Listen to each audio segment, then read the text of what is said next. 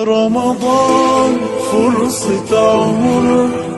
فيها للصايم طهر رمضان نور هل سعدوا للأم طر yàlla suñu borom rek ñaan yàlla nañu yàgg di julli yàlla defal jàmm xalifa bi ak njaboot gi yàlla def jàmm ci réew mi def sutura ñu ngi ndokkeel jullit yëpp di ñaan li sang bi maam Libaas dénkaane ñun ñëpp ñu bàyyi ci xel parce que alam yaani lillazina amanu an taxsha qulubum li zikrillah jot na ñu dégluwaat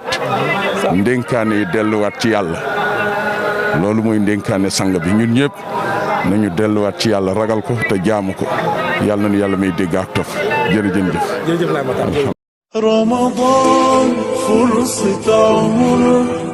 فيها للصايم طهر رمضان نور هل